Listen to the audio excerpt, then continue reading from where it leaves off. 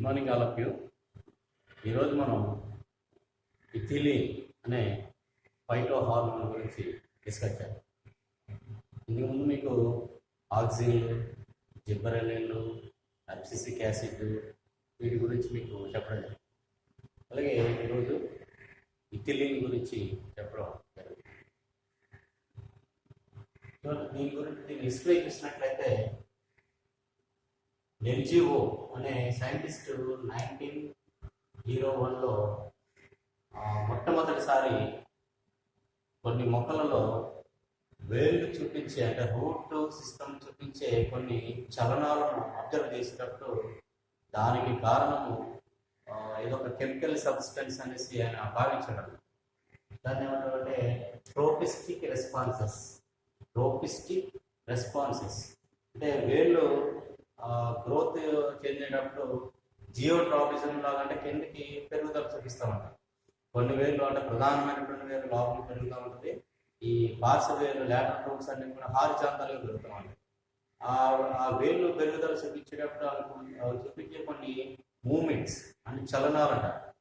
వాటినే వేళ్ళు అనువర్తన చర్యలు అంటారు. చలనాలు అనేది చర్యలు అనేది చెప్తారు.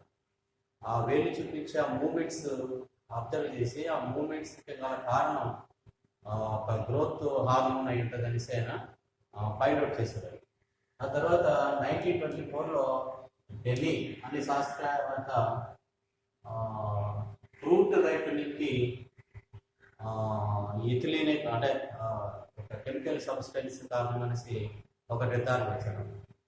ఈ ఇథిలీన్ అనే కెమికల్ సబ్స్టెన్స్ వల్లే ఫ్రూట్స్ అనేవి కూడా పక్వానికి వస్తున్నాయనేసి ముగ్గడం అంటాం కదా మనం, పక్వానికి వస్తున్నాయనే సంగతి ఆయన మొట్టమొదటిసారి తెలియజేశారు. ఆ తర్వాత 1934లో గేనే అనే సైంటిస్టు ఈ ఇథిలీన్ అనే వాయువుని ఏదైతే మనం గ్రోత్ సబ్స్టెన్స్ అని చెప్పినామో ఆ ఇథిలీన్ అనే వాయువు ఎక్కువగా రైపనింగ్ ఫ్రూట్స్ రిలీజ్ చేస్తాయనే సంగతి చెప్పుకొచ్చినారు. దానికి ముందు వరకు ఏమంటున్నారు అంటే ఇది ఒక ఎక్సోజీనస్ కెమికల్గా దీన్ని భావించేవారు. అంటే బహిర్జాతంగా ఉపయోగించే ఒక కెమికల్ గ్యాసియస్ కెమికల్ అంటే ఒక వాయు రూపంలో ఉన్నటువంటి బహిర్జాతంగా ఉపయోగించే ఒక రసాయన వాయువుగా దీన్ని భావించేవారు. కానీ ఆ తర్వాత పరిశోధనలో ఏంటంటే బాగా పక్వానికి వచ్చినటువంటి పండ్లే ఇథిలీన్ అనే వాయువుని రిలీజ్ చేస్తాయనేసి ఈ సైంటిస్టు మొట్టమొదటిసారి చెప్పడం. అలాగే ఇంకా మెరిస్టమాటిక్ టిష్యూ కూడా బాగా ఎక్కువగా ప్రొడ్యూస్ చేస్తున్నాం ఇథిలీన్. అంటే విభాజక కణత పెరుగుదల చూపించే త్వరితగతిన కణవిభజన జరుపుకుని మొక్కల పెరుగుదలకు కారకమైనటువంటి మెరిస్టమాటిక్ టిష్యూ ఎక్కువగా ఈ ఇథిలీన్ అనే గ్రోత్ హార్మోన్ని రిలీజ్ చేస్తుందని చెప్పారు. అలాగే నోడల్ పార్ట్స్ అంటే కనుపుల వద్ద కూడా మొక్కకు కనుపు మధ్య వాళ్ళు ఉంటాయి కదా, నోట్స్ ఇంటర్ నోట్స్ ఉంటాయి. ఆ నోట్స్ రీజియన్స్లో కూడా ఇథిలీన్ వాయువు అనేది ఎక్కువగా ప్రొడ్యూస్ అవుతున్నట్టు ఆ తర్వాత కనుగొనడం అనేది జరిగింది. అయితే దీని స్ట్రక్చర్ చూసినట్లయితే నిర్మాణం చాలా సింపుల్ అన్నమాట. అంటే మిగతా ఆక్సిన్స్, జిబ్బరెలిన్స్, అబ్సిసిక్ యాసిడ్ అంటే కూడా అలాగే సైటోకైనిన్స్ ఈ నాలుగింటికి కంటే కూడా అవన్నీ కూడా చాలా కాంప్లెక్స్ మాలిక్యూల్స్ అన్నమాట. కానీ చాలా సింపుల్ స్ట్రక్చర్ ఇథిలీన్ యొక్క దాని స్ట్రక్చర్ చూస్తే చాలా సింపుల్గా ఉంటుంది. CH2 చాలా సింపుల్గా ఉంటుంది.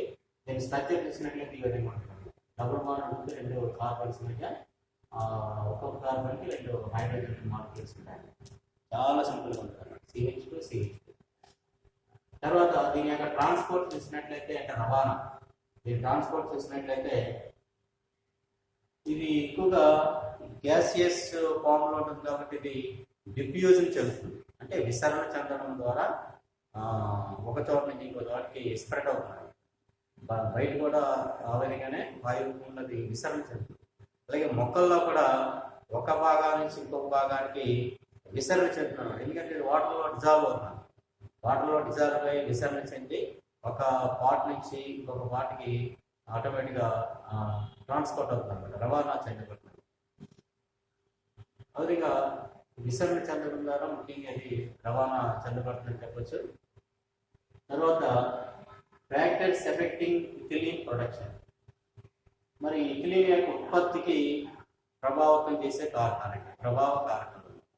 ఇథిలీన్ ఏ కండిషన్స్లో బాగా ఉత్పత్తి అవుతాయి లేదా ఏ కండిషన్స్లో దాని యొక్క ప్రొడక్షన్ తగ్గిపోతుందో చూడండి. దీంట్లో ఎక్కువగా మనకి తక్కువ ఉష్ణోగ్రత అండ్ ఆక్సిజన్ అంటే లో టెంపరేచర్ అండ్ లో ఆక్సిజన్ లెవెల్స్ కనుక్కుంటే ఆటోమేటిక్గా ఇథిలీన్ యొక్క ప్రొడక్షన్ తగ్గిపోతుంది, గ్రాడ్యువల్గా తగ్గిపోతుంది. అంటే దానికి ఎక్కువగా ఏముండాలి అనమాట, లో టెంపరేచర్ ఉండాలి, హై ఆక్సిజన్ కాన్సన్ట్రేషన్ ఉంటేనే ఇథిలీన్ చాలా ఎక్కువగా ప్రొడ్యూస్ అవుతుంది. యాక్చువల్గా ఈ కండిషన్ మనం దేనికి ఉపయోగపడుతుంది, యాక్చువల్గా పండ్లు ఇథిలీన్ వాయువు ఎక్కువగా ఉంటే ఏమవుతుందని చెప్పినాం మనం. ఇథిలీన్ వాయువు ఏదైనా పండ్లకి మనం ఎక్స్పోజ్ చేసినట్లయితే మనం ఏమవుతాయి, పండ్లన్నీ కూడా త్వరితగతిన ముక్కుపోతూ ఉంటాయి. త్వరితగతిన ముక్కుపోయిందంటే మనం ఇమీడియట్గా వాటిని తినేయాలి, లేదా నిలబడుతుంది, పాడైపోతాయి. కానీ పండ్లు ఎక్కువగా నిలవ ఉండాలంటే ఏం కావాలి మనకి, ఇథిలీన్ వాయువు లేకుండా చేయాలి. అంటే పండ్లను ఎక్కడ స్టోరేజ్ చేస్తే ఇథిలీన్ వాయువు లేకుండా ఉంటుంది, వాటి యొక్క పరిసరాల్లో లో టెంపరేచర్ అండ్ లో ఆక్సిజన్ కాన్సన్ట్రేషన్ ఉన్నటువంటి స్టోరేజ్ రూమ్స్లో కనుక మన పండ్లను అంటే పక్వానికి వచ్చినటువంటి పండ్లను ఉంచితే కనుక ఎక్కువ కాలం నిలబడతాయి. అంటే త్వరగా ముక్కుకోకుండా పక్వానికి వచ్చేసి పాడైపోకుండా ఉండాలంటే ఇలాంటి లో టెంపరేచర్స్ అండ్ లో ఆక్సిజన్ కాన్సన్ట్రేషన్ ఉన్నటువంటి స్టోరేజ్ రూమ్స్లో వాటిని స్టోరేజ్ చేస్తే కనుక ఆ ఏరియాలో ఇథిలీన్ కాన్సన్ట్రేషన్ తక్కువగా ఉంటుంది. కాబట్టి పండ్లు త్వరితగతిన ముక్కుకోకుండా అలాగే పాడవకోకుండా ఉండాలి. అలాగే ఈ కండిషన్స్లో ఇథిలీన్ యొక్క ప్రొడక్షన్ చాలా తక్కువగా ఉంటుంది. మరి ఎప్పుడు ఎక్కువగా ఉంటుందంటే రేడియేషన్స్ ఎక్కువగా ఉన్న డిఫరెంట్ రేడియేషన్స్ ఉన్నప్పుడు కానీ, అలాగే చిల్లీ ఎన్విరాన్మెంట్ బాగా శీతల వాతావరణం కానీ, అలాగే అబ్సిసిక్ యాసిడ్ ప్రొడక్షన్ ఎక్కువగా ఉన్న పరిస్థితుల్లో కానీ, అలాగే వాటర్ బ్యాలెన్స్ అంటే నీటి సమతుల్యత. వాటర్ బ్యాలెన్స్ అంటే హై లెవెల్ వాటర్ ఉంటే ఒకలా ఉంటుంది, లో level very low level water level ఉన్న దాని ఆపోజిట్గా పనిచేస్తున్నాను. అదే వాటర్ బ్యాలెన్స్ కూడా ఇథిలీన్ ప్రొడక్షన్ మీద చాలా ఇన్ఫ్లుయెన్స్ చేస్తున్నాను. అలాగే ఇనార్గానిక్ ఫాస్ఫేట్ సమక్షంలో కూడా ఇథిలీన్ యొక్క ప్రొడక్షన్ చాలా హై లెవెల్ ఉంటుందండి, హై లెవెల్లో ఉంటుందండి. ఈ కింది కండిషన్స్ అన్ని కూడా ఇథిలీన్ ప్రొడక్షన్ని ప్రమోట్ చేసే ఫ్యాక్టర్స్ అన్నమాట. బాగా పెరుగుతుంది అన్నమాట, ఇథిలీన్ ప్రొడక్షన్ అనేది బాగా పెరుగుతుంది. తర్వాత next physiological effects of ethylene, మొక్కలపై శరీర ధర్మ ప్రభావం. ఇది చాలా ఇంపార్టెంట్. ఇథిలీన్ కారకంగా మనకి మొక్కలలో ఎలాంటి ఎఫెక్ట్స్ ఫిజియలాజికల్ ఎఫెక్ట్స్ వస్తాయి ఇప్పుడు చూద్దాం. సాధారణంగా అన్ని మొక్కల్లోనూ ఇథిలీన్ ప్రొడ్యూస్ అవుతుంది, అన్ని మొక్కల భాగాలలోనూ ఇథిలీన్ ప్రొడ్యూస్ అయ్యి అది చాలా ఇన్ఫ్లుయెన్సెస్ చూపిస్తూ ఉంటాయి. దీంట్లో ఫస్ట్ చూడండి, ఫస్ట్ది యాబ్సిసన్ అంటే మొక్కల భాగాలు రాలిపోతాయి. మొక్కల భాగాలు అంటే ఏంటి, మెయిన్ పార్ట్ ఏంటి, స్కెలిటన్ ఏంటి, ప్లాంట్లో రూట్ స్టెమ్ ఎక్కువగా స్కెలిటన్ ఉంటాయి. ఈ రూట్ స్టెమ్ నుంచి మనకి ఏమొస్తాయి, బ్రాంచెస్ వస్తాయి, అలాగే లీవ్స్ వస్తాయి, అలాగే ఫ్లవర్స్ వస్తాయి, తర్వాత బర్డ్స్ వస్తాయి, అలాగే ఫ్రూట్స్ వస్తాయి. ఇవన్నీ కూడా ఈ స్టెమ్ భాగాల నుంచి ఎక్స్టర్నల్గా మనకి వచ్చే భాగాలు. ఇవన్నీ రాలిపోవడం కొంత సమయం వచ్చినప్పుడు లేదా కొన్ని కారణాల వల్ల రాలిపోతూ ఉంటాయి, ఆటోమేటిక్గా రాలిపోతూ ఉంటాయి. దాన్ని మనం ఏమంటామంటే యాబ్సిసన్ అంటారు. ఈ రాలిపోవడాన్ని ఎక్కువగా ఇది ప్రమోట్ చేస్తుంది అన్నమాట. ఇది ఇథిలీన్ అనేది ప్రమోట్ చేస్తున్నాడు. అంటే రాలిపోవడం అనేది ఎప్పుడు జరుగుతుంది, ఇప్పుడు ఒక లీప్ ఉంది అనుకోండి, లీప్ పిటియోలేక బేస్ స్టెమ్కి అటాచ్ అయ్యాడు. ఆ లీప్ పిటియోలేక బేస్ స్టెమ్తో అటాచ్మెంట్ ఎప్పుడైతే కోల్పోతుందో ఆటోమేటిక్గా ఆ పత్రం రాలిపోతుంది. అలాగే ఫ్రూట్ అయినా కావచ్చు, ఫ్లవర్ అయినా కావచ్చు, లీఫ్ అయినా కావచ్చు, ఏదైనా కానీ ఆ లీఫ్ బేస్ కానీ లేదా ఫ్రూట్ పెన్సిల్ యొక్క బేస్ కానీ స్టెమ్కి అటాచ్ అయిపోతే కనుక ఆటోమేటిక్గా అది రాలిపోతుంది. అలా రాలిపోవడానికి కారణం ఏంటనమాట, ఆ జంక్షన్లో ఉన్నటువంటి సెల్ వాల్ డిస్ట్రాయ్ అవుతుంది. ఆ లీఫ్ బేస్లో ఉన్నటువంటి సెల్స్కి స్టెమ్ సర్ఫేస్లో ఉన్నటువంటి సెల్ వాల్స్ అన్ని కూడా డిస్ట్రాయ్ అయిపోతుంది. డిస్ట్రాయ్ అయిపోవడం వల్ల అప్పుడు ఒక ఆక్సిజన్ లేయర్ అనేది ఫామ్ అవుతుంది. ఆ రెండింటి మధ్య లీఫ్ బేస్కి స్టెమ్ సర్ఫేస్కి ఒక ఆక్సిజన్ లేయర్ స్టార్ట్ అయిందంటే అది ఆటోమేటిక్ దాన్ని సెపరేట్ చేస్తున్నాను. ఆటోమేటిక్గా ఇంకప్పుడు స్టెమ్ నుంచి లీఫ్కి అందాల్సినటువంటి వాటర్ కానీ ఇతర ఆహార పదార్థాలు కానీ ఎటువంటి సంబంధం ఉండదు అన్నమాట. బ్రేక్ వచ్చేస్తున్నాను, అబ్జెక్షన్ వచ్చేస్తున్నాను. దాంతో ఆటోమేటిక్గా లీఫ్ రాలిపోవచ్చు, లేదా ఫ్రూట్ అయితే ఫ్రూట్, ఫ్లవర్ అయితే బాగా దాని పరాగ సంపర్కం అది అయిపోతుంది, రాలిపోతుంది, ఆటోమేటిక్గా రాలిపోతుంది. అలా రాలిపోవడానికి కారణం ఏంటంటే ఆ రాలిపోయే ప్లేస్లో కరెక్ట్గా సెల్ వాల్ డిస్ట్రాయ్ అవుతుంది. అంటే సెల్ వాల్లో మనకి మిడిల్ లెవెల్లో ఉంటుంది, మిడిల్ లెవెల్లో ఆటోమేటిక్గా డిజాల్వ్ అయిపోతుంది. దానికి కొన్ని రకాల ఎంజైమ్స్ కారణం అన్నమాట. కొన్ని రకాల ఎంజైమ్స్ ప్రేరేపణ వలన ఆ ఎంజైమ్స్ ప్రేరేపించేది ఏంటన్నమాట ఇథిలీన్. ఇథిలీన్ గ్యాస్ అనేది, ఇథిలీన్ అనే కెమికల్ అనేది, దాని గ్రోత్ హార్మోన్ అనేది ఆ ఎంజైమ్ యాక్షన్ని ప్రమోట్ చేస్తుంది కనుక, యాక్టివేట్ చేస్తుంది కనుక ఆటోమేటిక్గా ఆ పార్ట్లో మనకి సెల్ వాల్ డిస్ట్రాయ్ అవ్వడం వల్ల ఆ పర్టికులర్ పార్ట్ రాలిపోతుంది. తర్వాత యాక్చువల్గా ఇంకొక కారణం ఏంటంటే ఈ ఎంజైమ్ రియాక్షనే కాకుండా అక్కడ ఆక్సిజన్స్ని ఇన్హిబిట్ చేస్తుంది ఇథిలీన్. యాక్చువల్గా ఆ ప్రదేశంలో ఆకులు రాలిపోకుండా, ఫలాలు రాలిపోకుండా, పుష్పాలు రాలిపోకుండా చూసే ఇంకొక గ్రోత్ హార్మోన్ ఏంటి? ఆక్సిజన్స్. అక్కడ అందుకని ఆక్సిజన్స్ అక్కడ ప్రెజెన్స్గా ఉందనుకోండి, అప్పుడు రాలిపోవడం అనేది జరుగుతుంది. అందుకని అక్కడ ఆక్సిజన్ యొక్క యాక్టివిటీని ఇన్హిబిట్ చేస్తుంది, అంటే కంట్రోల్ చేస్తుంది, తగ్గిస్తుంది అన్నమాట. ఎప్పుడైతే ఆక్సిజన్ యొక్క యాక్టివిటీ అక్కడ తగ్గిపోయిందో ఆటోమేటిక్గా ఇథిలీన్ డామినేట్ చేసి ఈ ఎప్సిసిన్ అనే ప్రాసెస్ని ప్రమోట్ చేసి లీవ్స్ కానీ, ఫ్రూట్స్ కానీ, లేకపోతే ఫ్లవర్స్ కానీ మొక్కల నుంచి, కాండాల నుంచి రాలిపోవడం అనేది జరుగుతుంది. తర్వాత నెక్స్ట్ ఫిజియలాజికల్ ఎఫెక్ట్ ఏంటంటే రైపెనింగ్, అంటే పక్వానికి రావడం. ఇంకొక పక్వానికి ఏమొస్తాయి మనకి? పండ్లు వస్తాయి, ఫ్రూట్స్ ముగ్గడం అంటాం, పక్వానికి వస్తాయి. పక్వానికి వచ్చినప్పుడు మనం ఫ్రూట్స్ని తింటాం, అప్పుడే దాని యొక్క టేస్ట్ మారుతుంది, స్వీట్గా మారుతూ ఉంటాయి. అప్పుడే లోపల ఉన్నటువంటి కార్బోహైడ్రేట్ మనకి డైజెస్ట్ అవుతుంది. ఆ పచ్చిగా ఉన్నప్పుడు, అది ముగ్గునప్పుడు మనం తింటే కనుక అది డైజెషన్ అవ్వదు. ఆ టైంలో చాలా రకాల కెమికల్స్ ఉంటాయి ఆ ఫ్రూట్స్లో, దాని స్ట్రక్చర్ అంతా వేరేగా ఉంటుంది. అందుకని రైపనింగ్ అనేది చాలా ఇంపార్టెంట్ ఫ్రూట్స్లో. రైపనింగ్ అయితేనే లోపల ఉన్నటువంటి విత్తనాలు ఫలకవచము కొలవడం ద్వారా, బాహ్య ఫలకవచం పగలడం ద్వారా, మధ్య ఫలకవచము ఆ గుజ్జు కుళ్ళిపోయిన తర్వాత ముక్కితేనే కానీ కొల్లదు. ఆ విధంగా కుళ్ళిన తర్వాత మాత్రం లోపల ఉన్నటువంటి విత్తనాలు బయటగా సీడ్ డిస్పర్సన్ అనేది అప్పుడే జరుగుతుంది. సీడ్స్ బయటికి రావడం కోసమే పండ్లు పక్వానికి వస్తాయి, అంతే మనం తినడానికి కోసం కాదు. ఆ విధంగా ఆ సీడ్ డిస్పర్స్ అవ్వాలి. అక్కడ ప్లాంట్ యొక్క మెయిన్ టార్గెట్ ఏంటి? దాని సంతానాన్ని ఉత్పత్తి చేసుకోవాలి, అతనిది సీడ్లింగ్ ద్వారా. ఆ విధంగా ఈ పక్వానికి రావడాన్ని ఇది ప్రమోట్ చేస్తుంది. దాని మెయిన్ ఎఫెక్ట్ అనమాట. ఇథిలీన్ యొక్క మేజర్ రోలు లేదా ఎఫెక్ట్ ఏంటంటే ప్లాంట్స్లో ఫ్రూట్స్ని రైపనింగ్ చేయడం. ఆ విధంగా రైపనింగ్ చేసినప్పుడు ఎక్కువగా అరటి, టమాటో, మెలాన్స్ ఇలాంటి ఫ్రూట్స్ అన్నింటినీ కూడా ప్రమోట్ చేస్తున్నాడు. కానీ ఆరెంజెస్, తర్వాత లెమన్ ఇలాంటి ఫ్రూట్స్ని రైపనింగ్ చేయడానికి మాత్రం ఇథిలీన్ వాయు కాదు కారణం. అవి ముగ్గడానికి ఇథిలీన్ వాయు కాదు, కానీ మిగతా ఫ్రూట్స్ అన్ని ముగ్గడానికి మాత్రం ఇథిలీన్ కారణం అని చెప్తున్నారు సైన్స్. తర్వాత నెక్స్ట్ థర్డ్ ఎఫెక్ట్ ఏంటి? ఎఫెక్ట్ ఆన్ గ్రోత్, అంటే మొక్కలపై గ్రోత్ ఎలా చూపిస్తాయి. సాధారణంగా మనం ఆక్సిన్స్, ఈ సైటోకైనిన్స్ ఇవన్నీ కూడా గ్రోత్ హార్మోన్స్ అని చెప్పాం. మొక్కల్లో సైటోకైనిన్స్లో మనకి సెల్ ఎలాంగేషన్ చెందడం, అలాగే స్టెమ్ ఎలాంగేషన్ చెందడం, మొక్క బాగా పొడవడానికి కారణం సైటోకైనిన్స్ అని చెప్పుకున్నాం.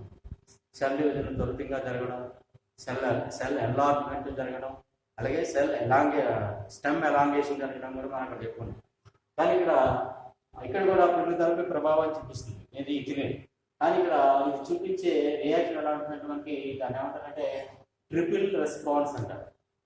ఇక్కడ గ్రోత్ విషయంలో ఇథిలీన్ అనేది మొక్కలలో దాన్ని ఎలాగ డిస్క్రైబ్ చేస్తున్నా అంటే ట్రిపుల్ రెస్పాన్స్ అంటే త్రీ వే రెస్పాన్స్ అనమాట. 3 రకాలుగా ఉంటుంది. ఏంటా 3 రకాలు అంటే ఇది స్టెమ్ ఎలాంగేషన్ని కంట్రోల్ చేస్తుంది. అంటే గ్రోత్ని ప్రమోట్ చేయొచ్చు, కంట్రోల్ చేయొచ్చు. దాన్ని మనం ప్రభావం చూపిస్తున్నాడు, తగ్గించవచ్చు, పెంచవచ్చు. ఇక్కడ స్టెమ్ ఎలాంగేషన్ ఏమో కంట్రోల్ చేస్తుంది, కానీ ఆ స్టెమ్ విడ్త్ని మాత్రం, అంటే దాని వ్యాసార్థాన్ని మాత్రం ప్రమోట్ చేస్తుంది. కాండము బాగా వెడల్పుగా పెరగడానికి ఇది సహకరిస్తుంది, కానీ కాండం పొడవుగా ఎదగడానికి మాత్రం నిరోధిస్తుంది. అలాగే ఆ విధంగా 2 విధాల అక్కడ గ్రోత్ని ప్రభావం చూపిస్తుంది. 2 ప్రభావాలు వచ్చాయి. ఇంకా 3వది ఏంటి? రూట్స్లో హారిజాంటల్ గ్రోత్ని ఇది ప్రమోట్ చేస్తుంది. సాధారణంగా రూట్స్లో మనకి జియోట్రాపిజం జరిగి గురుత్వాకర్షణకు అనుగుణంగా కింది వైపుకి రూట్ యొక్క గ్రోత్ అనేది ఉంటుంది. కానీ ఇక్కడ ఈ ఇథిలీన్ అనేది ఏం చేస్తుందంటే రూట్స్ కేవలం కిందికి వెళ్ళడమే కాకుండా భూమికి క్షితిజ సమాంతరంగా హారిజాంతల్గా రూట్ స్ప్రెడ్ అయ్యేటట్టు బ్రాంచెస్ అన్ని కూడా హారిజాంతల్గా పెరుగుదల చూపించేటట్టు ఇది ప్రమోట్ చేస్తున్నాం. మనం స్టార్టింగ్లో చెప్పుకున్నాక ప్రోపిస్టిక్ రెస్పాన్సెస్ అంటే వేళ్ళ అనువర్తన అనుచర్యలు చాలా రకాల అనువర్తనాలను ఇది చూపిస్తుంది అనమాట. అదేవిధంగా గ్రోత్ విషయంలో ప్లాంట్ గ్రోత్ విషయంలో ఇది 3 రకాల గ్రోత్ని ఇది ప్రమోట్ చేస్తుంది కాబట్టి ఎఫెక్ట్ చూపిస్తుంది కాబట్టి మనం ట్రిపుల్ రెస్పాన్స్ లేదా 3-వే రెస్పాన్స్ అనేది మనం చెప్పచ్చు. తర్వాత నెక్స్ట్ 4th పాయింట్ డీగ్రీనింగ్. డీగ్రీనింగ్ అంటే ఆకుపచ్చతనాన్ని తగ్గించడం. డీగ్రీనింగ్ అంటే గ్రీనిష్ని తొలగించడం, ఆకుపచ్చతనాన్ని తగ్గించడం. ఎక్కువగా ఈ ఆకుపచ్చతనాన్ని తగ్గించడం దేంట్లో జరుగుతుందంటే ఫ్రూట్స్లో జరుగుతుంది. బొప్పాయి చూడండి, స్టార్టింగ్లో ఏ ఫ్రూట్ అయినా పచ్చిమిరప కానీ బొప్పాయి కానీ టమాటా కానీ ఏ కాయలైనా ఫ్రూట్స్ అయినా కూరగాయలైనా ఎర్లీ స్టేజ్లో అన్నీ కూడా గ్రీన్గా ఉంటాయి, చాలా వరకు గ్రీన్గా ఉంటాయి. కానీ పండిన తర్వాత ముగ్గిన తర్వాత అంటే రైపనింగ్ వచ్చిన తర్వాత ఎలా మారుతాయి? ఎల్లోయిష్ గాను, రెడ్డిష్ గాను, ఆరెంజ్ కలర్స్ ఇలాగ రకరకాల కలర్స్ లాగా వస్తుంది. అందుగా ఈ గ్రీనిష్ని తగ్గించడం అంటే ఏంటన్నమాట, ఈ గ్రీనిష్ని తగ్గించడానికి కొన్ని రకాల ఎంజైమ్స్ ఉంటాయి. ఆ ఎంజైమ్స్ ఏంటంటే క్లోరోఫిల్లేజ్ ఎంజైమ్స్. క్లోరోఫిల్లేజ్ అంటే క్లోరోఫిల్ని డిస్ట్రాయ్ చేస్తారు. ఆ గ్రీనిష్ బొప్పాయిలో పచ్చి బొప్పాయిలో మనకి గ్రీన్గా ఉంటుందని కారణం ఏంటన్నమాట, దాంట్లో క్లోరోఫిల్ పిగ్మెంట్ ఎక్కువగా ఉంటుంది. అలాగే గ్రీన్గా ఉండే పచ్చిమిర్చిలో కూడా మనకి ఏముంటుంది? క్లోరోఫిల్ పిగ్మెంట్ ఉంటుంది. అలాగే అన్ని కూరగాయల్లోనూ అన్ని ఫ్రూట్స్లోనూ గ్రీనిష్గా ఉన్నప్పుడు వాటిలో మనకి గ్రీన్ కలర్కి కారణం ఏంటన్నమాట క్లోరోఫిల్ పిగ్మెంట్ ఉంటుంది. ఆ క్లోరోఫిల్ పిగ్మెంట్ ఇది డిస్ట్రాయ్ చేస్తున్నారు. క్లోరోఫిల్లేజ్ ఎంజైమ్స్ ద్వారా ఇది డిస్ట్రాయ్ చేపిస్తున్నారు. లైక్ క్లోరోఫిల్లేజ్ ఎంజైమ్స్ని ఇది ప్రమోట్ చేసి యాక్టివేట్ అయ్యేటట్టు చేస్తున్నాడు ఇథిలీన్ వాయు. దీన్నే అంటే చాలా రకాల పండ్లు మంచి మంచి కలర్స్లో కనిపించడానికి కలర్ మారితేనే కానీ ఎవరు కూడా దాన్ని కొనడం కానీ తినడం కానీ చేయరు. పచ్చిగా ఉన్నప్పుడు అట్రాక్ట్గా ఉండవు ఫ్రూట్స్ అన్ని కూడా. అంటే కలర్ మారినంత మాత్రం వెంటనే ముగ్గుపోయి పాడైపోవు, చాలా కాలం నిల్వ ఉంటాయి. ముందు అది కలర్ చేంజ్ చేసేలాగా ఈ ట్రీట్మెంట్ చేస్తారన్నమాట, ఇథిలీన్తో ట్రీట్మెంట్ చేస్తారు. దీన్ని మనం ఆ ట్రీట్మెంట్ ప్రాసెస్ అనేది ట్రికిల్ అంటారు. ఈ ట్రికిల్ ట్రీట్మెంట్ ద్వారా ఈ గ్రీన్స్ ఫ్రూట్స్ వెజిటబుల్స్ని కలర్ఫుల్ ఫ్రూట్స్ వెజిటబుల్స్గా చేంజ్ చేస్తారు ఏదైనా ఇథిలీన్ ఉపయోగించి. తర్వాత 5th పాయింట్ ఏంటంటే సెనిసెన్స్. సెనిసెన్స్ అంటే వృద్ధాప్యం లేదా వార్ధక్యం రావడం అంటే ఏజింగ్ ఫ్యాక్టర్ అన్నమాట. ఏజింగ్ ఫ్యాక్టర్ వస్తుంది అంటే ముసలితనం రావడం. మొక్కల్లో కూడా ముసలితనం వస్తుంది. మొక్కల యొక్క వివిధ భాగాల్లో ముసలితనం వచ్చి వడిలిపోతూ ఉంటాయి. చూడండి, చాలా రకాల లీవ్స్ గ్రీన్గా ఉండి చాలా కాలం అయిన తర్వాత స్టార్టింగ్ లేకపోయినటువంటి లీవ్స్ అన్ని కూడా ఏమవుతూ ఉంటాయి? ఫస్ట్ వడిలిపోతాయి. అంటే ఆటోమేటిక్గా దాని లీఫ్ బేస్ బెండ్ అయ్యి ఆకులాగా వంగుతుంది. ఫస్ట్ గిటార్గా సన్ రేస్కి అది ఎక్స్పోజర్ చేస్తున్నటువంటి లీవ్స్ అంతా కూడా ఆ పత్రధరం అంతా కూడా అది ముసలి వయసు వచ్చేసరికి వార్ధక్యం వచ్చేసరికి ఏమవుతుందన్నమాట, కిందకి వేలాడిన తర్వాత కలర్ చేంజ్ అవుతుంది. కలర్ చేంజ్ అయిన తర్వాత ఆటోమేటిక్గా అబ్సెషన్ జరుగుతుంది, అంటే రాలిపోయి పడిపోతుంది అన్నమాట. అదేవిధంగా ఈ ఇథిలీన్ కాన్సన్ట్రేషన్ బట్టి ఈ వృద్ధాప్యం అనేది వివిధ మొక్కల భాగాలు వస్తుంది. అలాగే ఫ్లవర్స్ కూడా పరాగ సంపర్కం అయిపోయిన తర్వాత, ఫలదీకరణ అయిపోయిన తర్వాత ఫ్లవర్స్ యొక్క అన్నీ కూడా అంటే ఒక ఫ్రూట్ మాత్రం ఉంటుంది, మిగతా ఫ్లవర్ పార్ట్స్ అన్ని కూడా అంటే అండాశయం మాత్రం ఉంటుంది గైనీషియం, మిగతా ఫ్లవర్ పార్ట్స్ అన్ని కూడా వడలిపోయి రాలిపోతాం. రాలిపోయేటప్పుడు ముందు హ్యాంగ్ అవుతాం అంటే వృద్ధాప్యం వచ్చేసినట్టు వడలిపోతాయి అనమాట. ముసలితనం వచ్చినట్టు మనకి ఫ్లవర్ పార్ట్స్లో కానీ ఆ లీవ్స్లో కానీ మనకి స్పష్టంగా కనిపిస్తాయి. అలాగే ఫ్రూట్స్ కూడా బాగా ముగ్గిన తర్వాత వడిలిపోయి ఆటోమేటిక్గా రాలిపోతాయి. దాన్నే మనం సెనిసిస్ అంటారు. సెనిసెన్ అది ఎప్పుడు జరుగుతుంది అనమాట, ఇథిలీన్ కాన్సన్ట్రేషన్ లో లెవెల్ వచ్చేస్తాయి. ఆ పర్టికులర్ ప్లాంట్స్లో ఇథిలీన్ యొక్క కాన్సన్ట్రేషన్ తక్కువ అయిపోతే కనుక ఈ సెనిసెన్స్ అనేది ప్రమోట్ చేసి మనకి ఈ వృద్ధాప్యం లేదా వార్ధక్యము లేదా సెనిసెన్స్ అనేది వస్తుంది. తర్వాత 6th పాయింట్ ఏంటి, ఫ్లవరింగ్ అంటే పుష్పించడం. అంటే పుష్పించడానికి కూడా ఇది ప్రమోట్ చేస్తుంది అనమాట కొన్ని మొక్కలు. ఎక్కువగా పైనాపిల్ ఫ్రూట్స్లో ఈ ఫ్లవరింగ్ని చాలా ఎక్కువగా ప్రమోట్ చేస్తుంది. పైనాపిల్ సాధారణంగా దాంట్లో మనకి ఫ్లవరింగ్ చాలా లేట్గా వస్తుంది. ఇథిలీన్ మనం స్ప్రే చేస్తే కనుక ఇథిలీన్ దానికి మనం అందించినట్లయితే ఎక్కువగా ఫ్లవరింగ్ అనేది ఎక్కువగా త్వరగా వస్తుంది. అలాగే అది సెక్స్ రిమూవల్ అంటే కుకుర్బిటా ప్లాంట్లో మేల్ ఫ్లవర్స్ బదులు అన్ని ఫీమేల్ ఫ్లవర్స్ వచ్చేలాగా ఇనిషియేట్ చేస్తున్నాను. ఇథిలీన్ వాయువుని, ఇథిలీన్ ఫైటో హార్మోన్ కనుక మనం కుకుర్బిటా ఫ్లవర్స్లో మనం ఎక్స్పోజ్ చేసినట్లయితే దాంట్లో మేల్ ఫ్లవర్స్ ఏర్పడకుండా వాటిని కంట్రోల్ చేసి అన్ని ఫిమేల్ ఫ్లవర్స్ ఫార్మ్ అయ్యేటట్టు అంటే సెక్స్ రిమూవల్ అనమాట. అంటే మేల్ సెక్స్ని రిమూవ్ చేసి ఫిమేల్ సెక్స్ని ఎంకరేజ్ చేసేటట్టు ఇది ఇక్కడ సెక్స్ రివర్సల్గా కూడా ఇది ఇథిలీన్ వాయువు కొన్ని మొక్కల్లో పనిచేస్తుంది. తర్వాత లాస్ట్ పాయింట్ ఏంటి, డార్మెన్సీ అంటే సుప్తావస్థ. ఇందుకు మనం చాలాసార్లు చెప్పినట్టు విత్తనాలు వెంటనే మొలకెత్తకుండా చాలా కాలం టైం తీసుకోవడాన్ని కొన్ని నెలలు, కొన్ని రోజులు, కొన్ని నెలలు, కొన్ని సంవత్సరాల పాటు కూడా సమయం తీసుకునే మొక్కల యొక్క విత్తనాలు ఉన్నాయి. 10 సంవత్సరాలు, 15 సంవత్సరాలు, 20 సంవత్సరాలు, 50 సంవత్సరాలు తీసుకునే మొక్కలు కూడా ఉన్నాయి. అంతవరకు అవి మొలక రావు. దానికి ఎంత వాటర్ అందించినా, టెంపరేచర్ ఆప్టిమం టెంపరేచర్ అందించినా కూడా ఎన్ని ఎన్విరాన్మెంటల్ కండిషన్స్ దాన్ని ఫేవరబుల్గా మార్చినా కూడా అది సీడ్లింగ్ రాదన్నమాట. అలాంటి డార్మెంట్స్ని రిమూవ్ చేయాలంటే ఇథిలీన్ వాయువు అనేది ఎక్కువగా మనం యూజ్ చేయొచ్చు అనమాట. అంటే ఇది హై లెవెల్లో ఉన్నప్పుడు ఇథిలీన్ వాయువు హై లెవెల్లో దాని కాన్సన్ట్రేషన్ ఉంటే కనుక అది ఈ డార్మెంట్స్ రిమూవ్ చేయడానికి ఫేవరబుల్ ఉంటుంది. అంటే సుప్తావస్థను సుప్తావస్థ అంటే ఏంటి, నిద్రావస్థ. నిద్రలో ఉంటుంది అన్నప్పుడు విత్తనం మొలక రాదు. ఎప్పుడైతే ఇథిలీన్ వాయువు దాని మీద ఎక్స్పోజ్ చేస్తామో ఆటోమేటిక్ దానిలో ఉన్నటువంటి నిద్రని మేలుకొల్పి వెంటనే బీజదళాల నుంచి మొలకొచ్చేలాగా ఇనిషియేట్ చేస్తున్నాం. దాన్ని మనం రిమూవల్ ఆఫ్ డార్మెన్స్ అంటారు. అంటే సుప్తావస్థను తొలగించడం. ఎప్పుడది high presence of high concentration level of ethylene gas. ఈ విధంగా ఈ 7 రకాలుగా ఈ మొక్కల మీద మనకి ఈ ఫిజియలాజికల్ ఎఫెక్ట్స్ అనేవి ఈ ఇథిలీన్ వాయువు అనేది చూపిస్తుంది. ఇది కూడా చాలా ఇంపార్టెంట్ క్వశ్చన్. దీన్ని ఎస్ఏలో అడగవచ్చు, లేదా షార్ట్ నోట్స్లో అడగవచ్చు. ఖచ్చితంగా సరే, ఓకేనా, రైట్.